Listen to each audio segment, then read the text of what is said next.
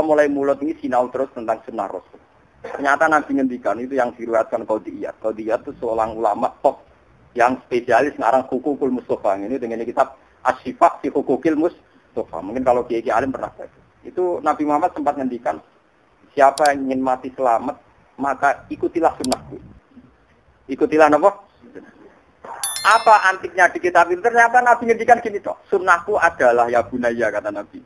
Jika kamu bangun tidur dan kamu mampu walaisa fi qalbika wisyun ala ahadin wala hibdun ala ahadin fa'al.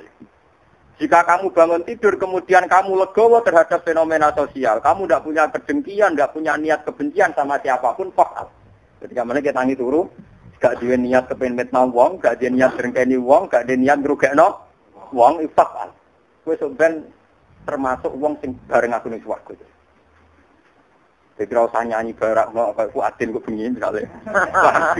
Tapi kok nyanyi ora apa-apa, kula alami mawon. Sing nyanyi ki napa? Nyanyi. Sing kepen bengak-bengok ora paham ki monggo, semoga walhasil. Ya enggak apa-apa, semakin intinya itu penting di sekolah Zara itu dihormati. Termasuk sing tanpa modal dari Nabi, kowe nak kepengin anut sunahku, sampeyan kancaku ning swarga. Yaiku mulai ki nak tangi turu, kowe ra di kebencian ning gone si A si B. Faqat. Dari Nabi napa? Iku ya sunnah napa? Nah. Lho nggih jelas sunnah Nabi nglarang la tahasadu wala tabaghadu. Kamu jangan saling mendengki, jangan saling berhasud ria. Tapi tahu-tahu sunnah Nabi dimaknani, sing ora gelem berjanjian anti sunnah Rasul. Sing ora gelem bidaat anti maulidir. Tahu-tahu ini vonis kita apa vonis Nabi? Vonis kita kan? Vonis kita apa vonis Nabi? Vonis kita. Dari seduluran, diundang resepsi orang atas, teko. Padahal resepsi ini utang sing iku mau.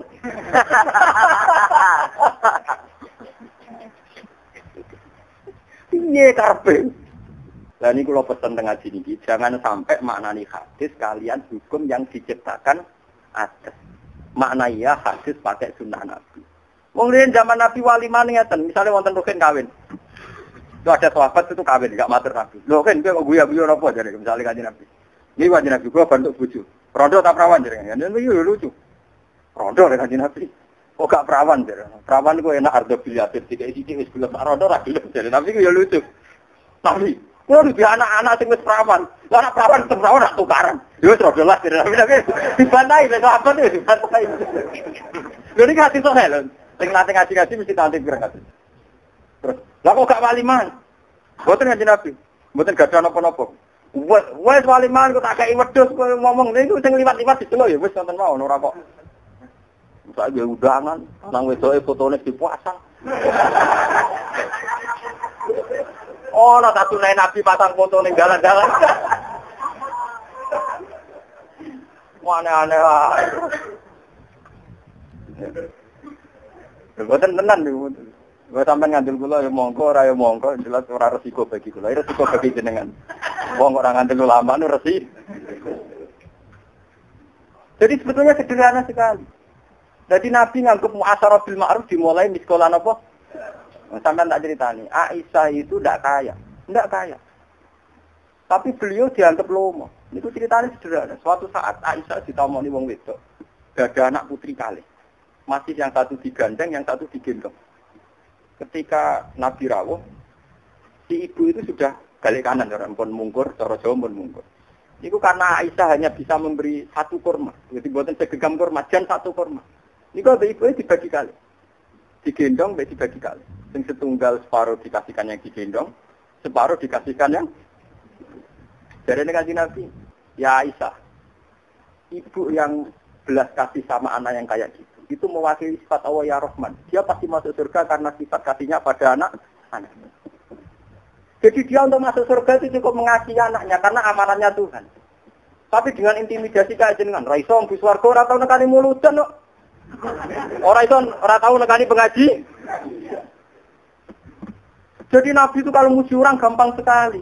Sesuatu yang menjadi fitrah manusia kayak mengasihi anak itu juga dipuji luar biasa. Bahkan yang hadis-hadis kanjeng Nabi itu kalau sholat ingin sekali lama-lama. Tapi kalau dengar bayi nangis Nabi mempercepat. Karena tahu haknya bayi itu pada ibu. Jadi surah Nabi itu mudah sekali. Kulo alhamdulillah kok tuwar kenal ora tau teko, tapi enake terkenal alim wong rawani ngaji. Tapi kulo gak adil. Ngaji yen kulo tak buak. Wis kulo ngomong mungkin nak ndang kulo udang itu nak pas nganggur gitu teko nak boten ibadah napa-napa wis tak umumno. Jenengan sing nak teko ya ora usah tersinggung, kulo mboten ora tersinggung. Wis sekolah zarah napa? Ngomong yang ngerti tenan Gus Ba ora tersinggung tenan. Cuma aku ora teko ora kenal Gus Ba. Enak wong kali. Akhire wong teko kepen salaman be aku. Kok apik ra teko. Asale tak umumno, ora teko. Dari wong teko ora sempat salaman Gus Ba, bisa salaman angel ra karuan. Buatan ini cerita ilmiah. Tapi betapa pentingnya ikhlas. Napa pentingnya apa?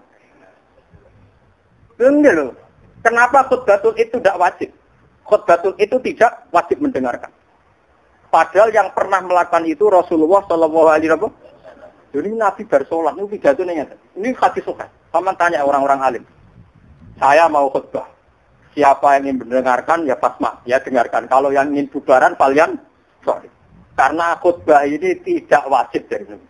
Mungkin ini Nabi, tapi pidato muka timai. Saya sebagai Nabi dia akan mewajibkan sesuatu yang tidak wajib. Bukan luar biasa itu. Tapi wong Nabi ya sampai apa? Ngeruwano. Tapi Nabi legowo ngendikan, yang mau bubar nggih monggo. Lha iku tak tiru. Sunan Nabi sing ngoten-ngoten niku kula tiru. Ngringano masyarakat lah ya ringan.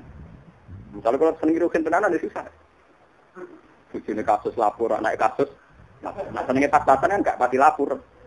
Jadi ya enak lho, disenengi pas-pasan nggih napa? Ora pati re. Kalau baleni malih. Jadi sunnah Nabi itu yang didhawuhna Nabi itu dimulai walaisa fi qalbika hikdun ala ahadin wala tabaghudun ala ahadin. Kamu kalau bangun tidur dan kamu tidak punya kebencian sama seseorang, tidak punya niat buruk sama seseorang, itu sudah melakukan sunnahku dan kamu bersamaku di surga. Jadi sunnah Nabi itu banyak sekali. Misalnya kasus kula, saya itu kan rata-rata kiai kan jubahan pakai serban, alasannya pakai rida itu serban.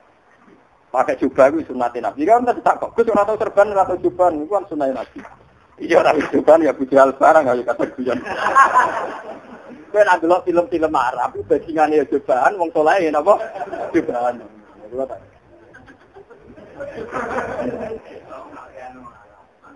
Ya jadi kenapa Gus ora tau jubahan itu? Sunnatin Nabi itu diambil. Termasuk tawadhu kaya umume wong wis sunnahe. Jadi jangan-jangan sunnah Nabi jubahan karena adatnya orang Arab jubahan. Dan kaya umumnya orang itu bagian dari sunnah. Nah, jadi kalau adat di Jawa macaknya gini, saya ngikuti adat ini juga sunnah Nabi. Karena ngikuti adat tempat yang tidak bertentangan dengan syariat itu bagian dari sunnahnya Nabi. Mereka wama arsalna mir rasulin illa bilisani kaum. Jadi Nabi, setiap Nabi pasti dengan logat atau gaya hidup kaum. Jadi ini ya bagian dari sunnah. Cuma saya misalkan sunat, misalnya saya seringnya kalau ngaji pakai baju putih. Wis ra jubahan misalnya sunat putih. Ono nek sunat sing kowe ra iso. Sunat Nabi ku mulang ngaji, lah aku mulang kira mulang. Jadi aku rasa jubahan wis sunat terus. Mergo sunat Nabi ku mulang. Lah aku wis mulang. Lah kowe jubahan ra mulang.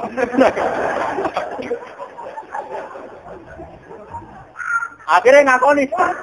Kula nggih mun grogi. Wong bakat wong alim lha mulane setemban.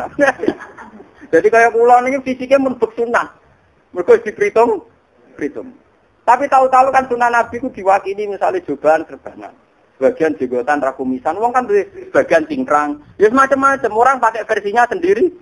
Bukan jadi versi dia betah melarat sunah Nabi. Terkeras. Kalau memang pilihannya demikian nggih monggo itu ya. Sing milih cingkrang nggih monggo. Paham nggih? Milih jenggotan nggih monggo. Milih betah melarat nggih napa? Enggak ada masalah. Toh semua miskola zarrah dihitung oleh Allah Subhanahu wa taala. Paham ya? Jadi kalau sampean misalnya, tapi wong bodho ngaji ya perintahe kanjeng Nabi ku ya berarti sampean mlebu sing iku mau. Mlebu sing wong.